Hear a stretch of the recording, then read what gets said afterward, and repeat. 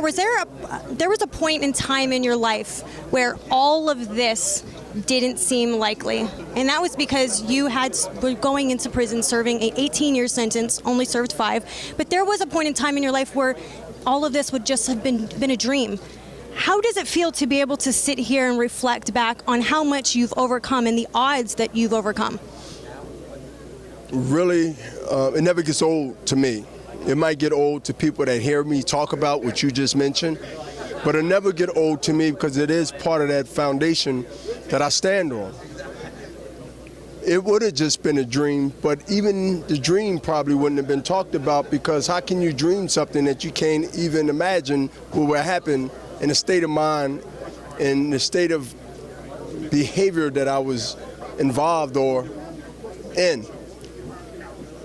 But what you said is so important, because even though that didn't happen, thank God, just imagine how many great talent of anything, not just sports, that didn't get the opportunity or didn't want the opportunity that I grabbed the bull by the horns and took advantage of.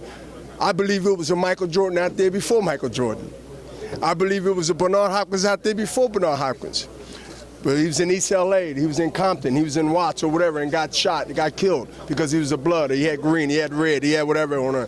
I believe there was a lot of us before I blossomed to be who I am, and somehow they didn't make it. Either they didn't want to, wrong place at the wrong time, just wasn't good enough, or didn't think they was good enough, didn't push forward. It only takes that little bit of dream killers, or situations, or someone talk you out of it. I was told by my parole man to stay out of trouble and don't go to Joe Frazier's. You heard me say it at the podium. I never forget that. How do you tell a guy that's 25 years old, they got 9 years to walk off, and you're at a halfway house and you got to report at a window and sign your name that you're in on time and go up to your room to the next morning.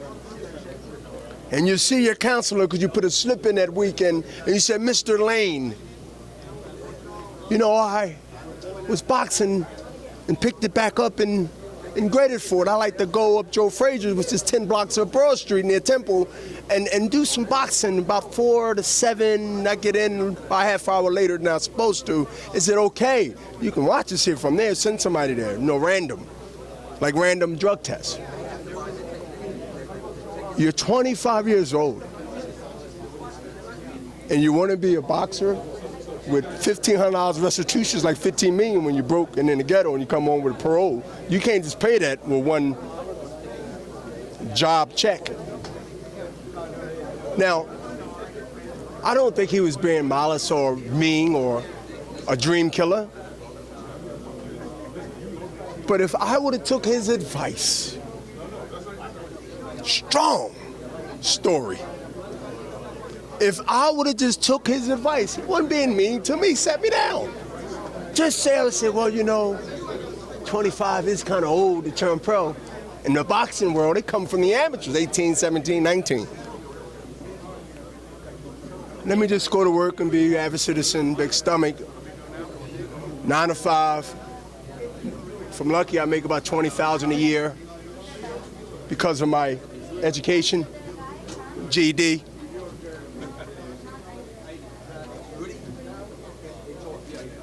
It's bigger than boxing, man. My life, my story, and what I represent is bigger than boxing. And very few times I will use the word bigger than boxing. I'll say bigger than the belts, but it's bigger than boxing with me, with this.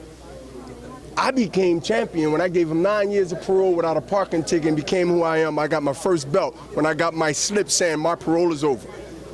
Because I couldn't stay out of trouble for 2 days, let alone 9 years. And think I'm afraid of power and he can punch?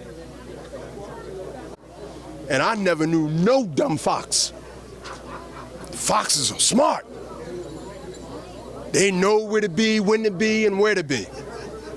And they barely become road killers or road killed.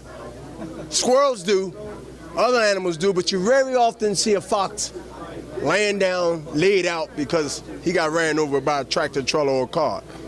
That's why he's a fox. Did you ever speak to the guy? What guy? That told you stay out of trouble? Nah. No? But I'm glad I ain't listened to him. That's the key. I'm glad I ain't listened to him. He was giving me good advice. Gotta wrap it up. Thank you. If you can have Why not one. in Philadelphia for your last time out? Why not in Philadelphia? Why not in L.A.? Well, you're Philly roots and you're a Philly fighter. A lot of people. The last one in Philadelphia. L.A. the Forum. No more Spectrum in Philadelphia. If my fans have a TV, and I can imagine in this world of media and social media or internet, can watch me, can see me, even when I'm done, December 17th, I couldn't see a better place at a better time in a better venue than the Forum. And let me tell you, they seem to want it more here, based on business. A lot of things Philly, which I love, can't afford and can't do. No matter if I'm Bernard Hopkins or not. People are starving, people are poor, people are finding their way. They're in confusion because they don't see anything in the next 4 years, whoever become president, they're gonna help them and watch our ass tax people to pay for me to do my last fight. The fans would say fight anywhere and they'll come.